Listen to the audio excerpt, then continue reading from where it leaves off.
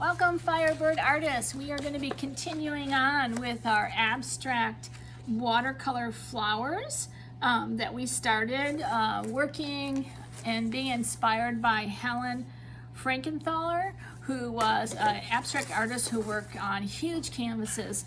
So we kind of went big when we created our warm and cool color sheets. So now we're going to use these to create just some free-flowing flowers. We're not even going to use a pencil for this project. So the first thing that we're going to do is we're going to fold our warm colored paper up. So I'm going to fold it in half lengthwise.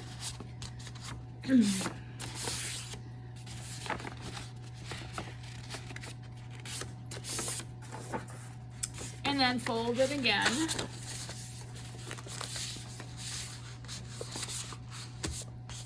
So I'm just folding it up, and you could almost fold it one more time.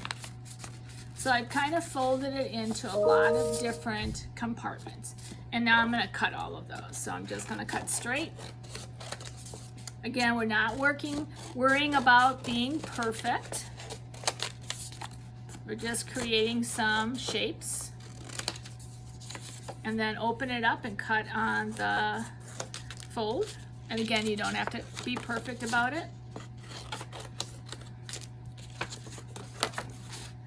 Once you cut up all of your warm color, now if you wanted to cut up your cool colors and make your flowers cool instead of warm, go right ahead.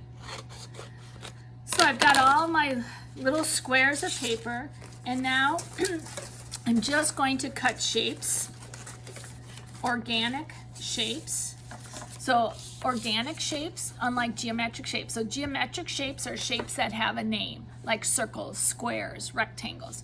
Organic shapes are more free-flowing. So with your scissors, you're just gonna cut a free-flowing shape. So I'm just going to do that with all of my papers. I'm just kind of think of the clouds floating overhead. So I'm thinking of cloud shapes, just some organic shapes. Organic shapes usually have lots of curves on them. So I have 8 different squares, and you can make some smaller and some using the hoe shape. So I'm just cutting my shapes out. For the extra paper, just put to the side, and you can kind of throw that away. So you're enjoying cutting really interesting organic shapes.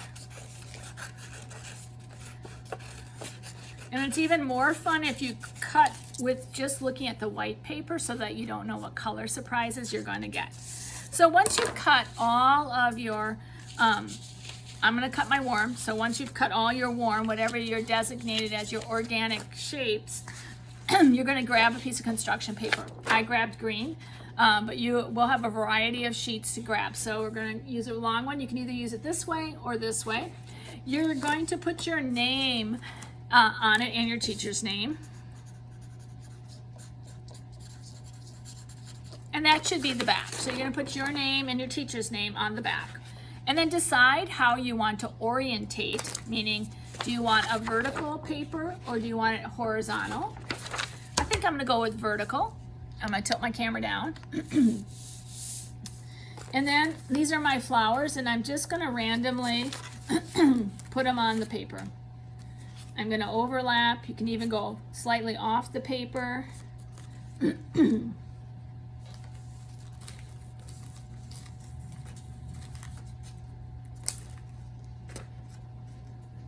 Okay, so I kind of like that composition. The next thing we're going to do is with your other sheet, and for mine it's cool, I'm going to cut vertical stems. So I'm just going to cut straight lines. These are going to be the stems for my composition. I'm even going to create, so now with this I'm going to fold it up so it's a little bit more manageable. And I'm going to cut it in half. So I'm just kind of creating a smaller space like I did with my warm colors. And now I'm going to kind of cut leaf-like shapes. Okay, so it doesn't have to be perfect. So you're going to cut however many you want.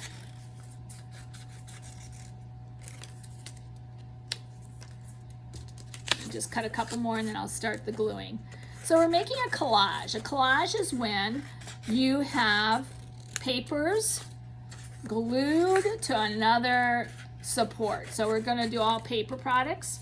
So we're gluing watercolor paper to construction paper. And because of that, it's called a collage. So we're going to be collaging together our pieces, creating our composition.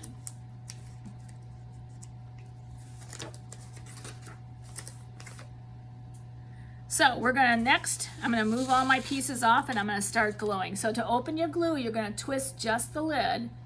Make sure it breathes. If you can hear it breathing, you know it's open. You're going to just put glue on the edge. So just put a little bit of glue, we're not drawing with the glue, and then put it down somewhere. So you're going to lay all of your pieces down. I'm going to lay a couple big ones down, and then I'm going to use these cool pieces as my stems. So I'm going to lay those down because I want to do some overlap. So let me aim my camera down so you can kind of see what I'm doing. Again, I'm just doing a line of glue, turning it over, putting it underneath. Okay, I think I'll do another big one. And art is always nice when you do some overlap. Things sit on top of each other, go behind. This one is kind of long, so I'm going to cut it off. And I think I'll use this piece to just kind of add a little interest. I'm going to add some leaves. Going to add another flower over here. So you don't have to put stems wherever you have flowers, but you certainly can. So again, this is my composition.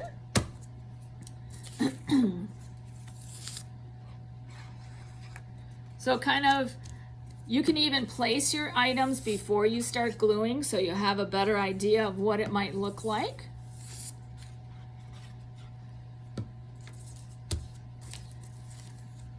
I'm going to cut this a little bit thinner.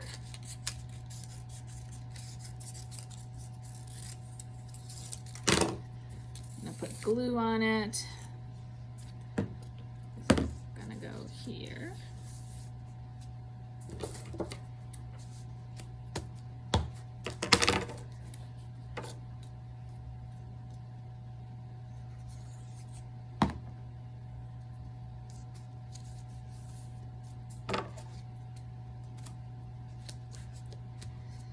So again, we're just collaging down the pieces that we've cut out.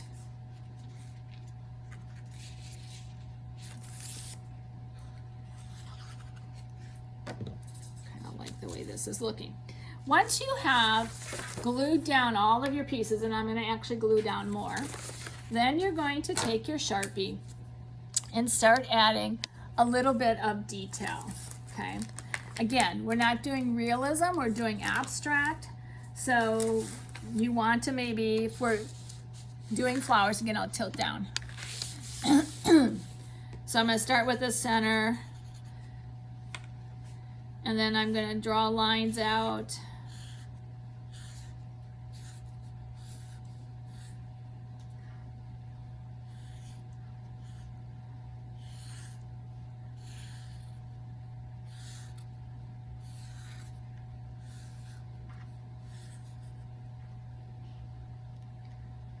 You can kind of just play around with design.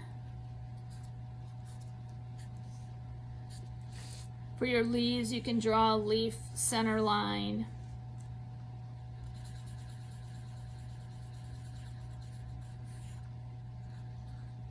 You can make dashes or broken lines. You can even outline the lines, the shape. So I'm kind of going fast. But you can kind of take your time, creating different patterns.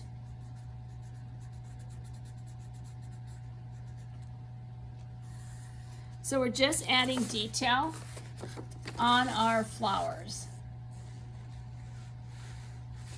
Once you're done with all the details, if you want, you can go back with your paint. Get a brush.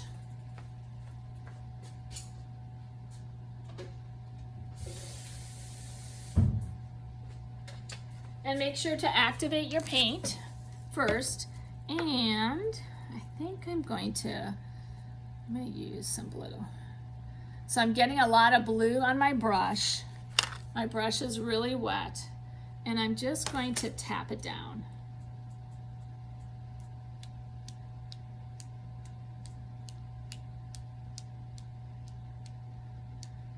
Just be mindful of the person next to you. I would just do one or two colors. I'm going to do a little bit more blue. In order for splatter paint to work, it's got to be pretty wet. And these thick brushes work the best, okay? So enjoy creating some really cool springtime florals, abstract, with watercolor and collage. So I can't wait to see what your flowers look like. I'm going to work some more on mine. So look forward to seeing your creations.